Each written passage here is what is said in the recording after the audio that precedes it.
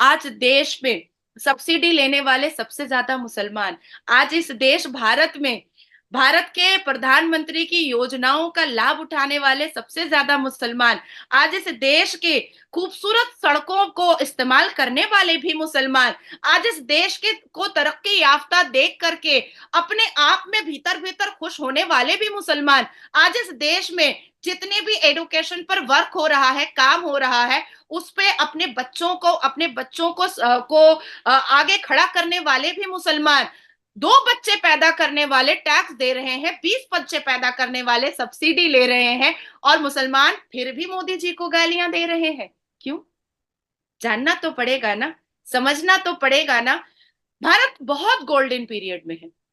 भारत की तरक्की को अब कोई नहीं रोक सकता है। आने वाले 10 साल में, शोएब आप यकीन मानिए मेरी, मैं बड़ी जिम्मेदारी से ये बात कह रही हूं कि भारत से जुड़ने के लिए लोग घुटने पर खड़े हो जाएंगे। देश घुटना टेकेगा, अलग अलग देश, कि हमें भारत के साथ अच्छे संपर्क रखने ही पड़ेंगे। आपने मालदीव का नाम लिया, आपने यूएस के शटअप कॉल के बारे में कहा, आपने कनाडा के बारे में नहीं कहा कि आज तक मुंह छुपाते फिर रहा है। और मेरे James Bond doctor S Jaishankar ji आज भी कहते हैं दिखा प्रूफ, चल दिखा प्रूफ, और सामने पूरी दुनिया के सामने बैठकर बात करते हैं। तेरी पुलिस निज्जर को नहीं बचा सकी, तेरा सिक्योरिटी निज्जर को नहीं बचा सका, तो इसमें मेरा क्या? तो हम ऐसे हैं, हम सीना चौड़ा कर करके सामना करते हैं। आज नाजिया इलाही खान जो है ना, 50 पुलिस को लेकर के रोड पर नहीं चलती है, क्योंकि नाजिया को पता है कि वो सच के साथ खड़ी है। इसीलिए उसको छूने से पहले भी मुसलमानों को भी 10 बार सोचना पड़ेगा। मैं पूछना चाहती हूँ कि आखिर लारेब हाशमी ही क्यों एक मासूम बस कंडक्टर देता है?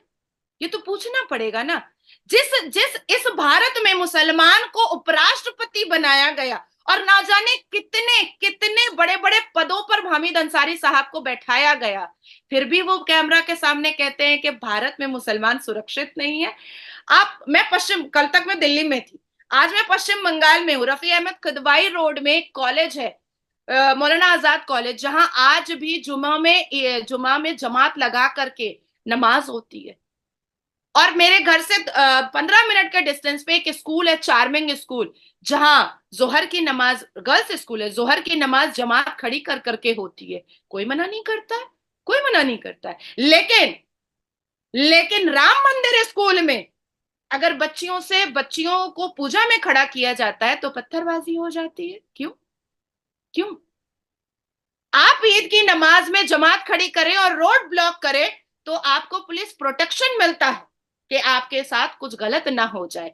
पर नूह और मेवात में जब शोभा यात्रा निकलती है तो आप गोलियां चलाते हैं, आप पत्थर चलाते हैं, आप हिंदू बहु बेटियों के सिंदूर पोंछते हैं, और आप चाहते हैं कि क्रिटिसिज्म तो सिर्फ मुसलमान ही करेगा, बाकी कोई नहीं करेगा। किसी भी धर्म के मानने वाले को नॉन बिलीवर बोलने से पहले हमें 1000 बार सोचना चाहिए, क्योंकि हर किसी की आस्था, हर किसी का विश्वास अपने अपने धर्म के भगवान पर होता है, हरगिज होता है, और आपको ठेस पहुंचाने का कोई हक कोई हक किसी ने नहीं। नहीं दिया। ऐसा ही है। और मैं ये समझता हूँ कि बहुत ही बेहतर अंदाज में ना सिर्फ क्लैरिफिकेशन दिया नाज़िया इलाही खान साहिबा ने, बल्कि बहुत से सवालात उठाए हैं। और बहुत से सवालात जहाँ पे उठाए हैं वहां पे मैं एक बात ये भी बताना चाहता हूँ कि ये वही नाज़िया इलाही खान है जिनसे इससे लास्ट प्रोग्राम या उससे पिछले प्रोग्राम में जब मुसलमानों के, चाइनीज मुस्लिम के हवाले से बात हुई, तो ओपनली इन्होंने ये बोला कि भाई मैं उनके साथ खड़ी हूँ। आज अगर कहीं पे उन्हें लगता है कि यहाँ पे ये चीज गलत है तो उन्होंने बोला कि भाई ये चीज गलत है।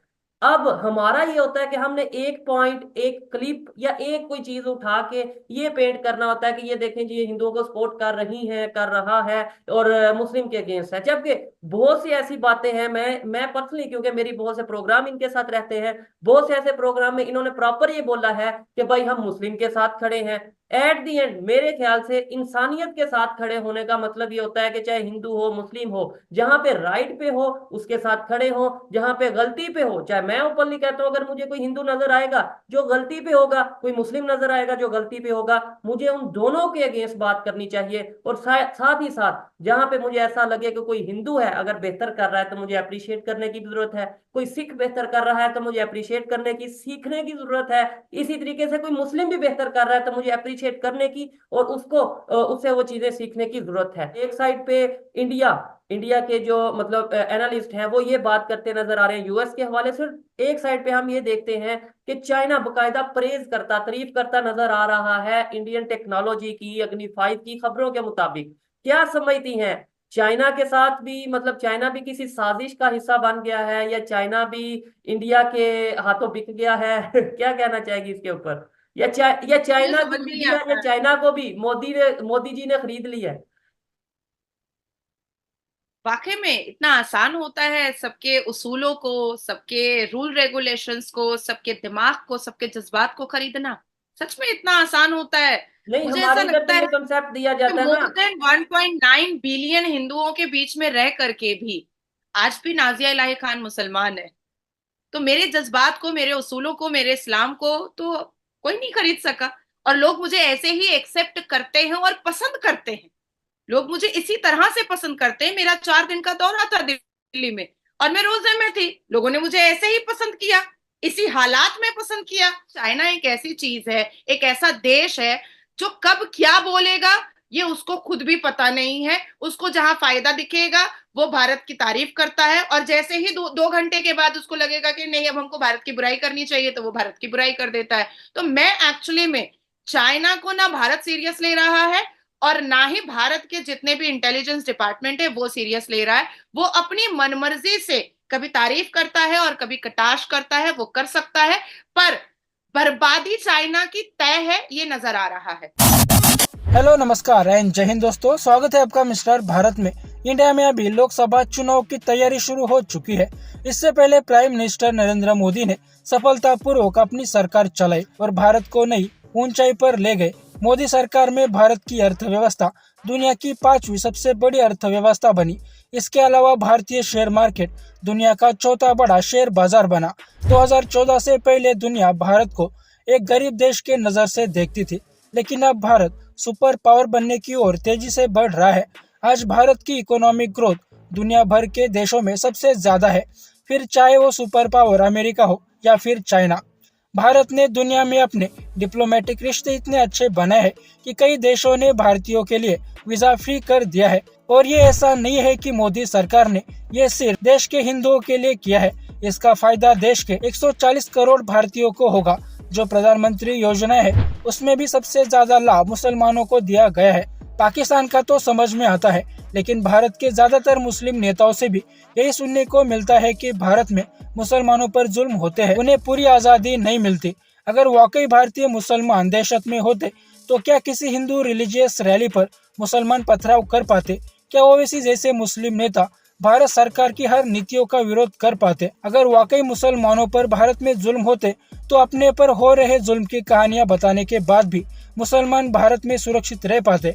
देश के किसी एक कोने में अगर मुसलमान के साथ जाति होती है तो देश के किसी दूसरे कोने में हिंदुओं के साथ भी जाति होती है। इतने बड़े देश में ऐसी घटनाएं होती है, लेकिन वोटों के लालची नेता एक विशेष समुदाय के लोगों के मन में मोदी और हिंदुओं का डर बनाए रखना चाहते हैं ताकि अपनी राजनीतिक रोटियां सेकते रहे। जैसा कि इस वीडियो में नाजिया इलाही खान ने बताया कि भारत का भी गोल्डन पीरियड चल रहा है। अगले 10 सालों में भारत के साथ बनाए रखने के लिए दुनिया भर के देशों के बीच होड़ मच जाएगी। इसलिए पाकिस्तान को चाहिए कि भारत की शर्तों पर भारत के साथ अच्छे रिलेशन बनाए रखे। पानी के लिए भी पाकिस्तान इंडिया पर निर्भर है। अगर पाकिस्तान की हरकतें ऐसे ही दहशत गर्दों वाली रही तो अभी जहाँ पर है वहाँ से और 100 साल पीछे जाने में पाकिस्तान को वक्त नहीं लगेगा। बाकी दोस्तों, आपका इस वीडियो के बारे में क्या कहना है नीचे कमेंट बॉक्स में बताइए। वैसे ही वीडियोस के लिए मिस्टर भारत को भी सब्सक्राइब करें। मैं मिलता हूँ आपसे अगले वीडियो में, तब तक के लिए जय हिंद, जय भारत।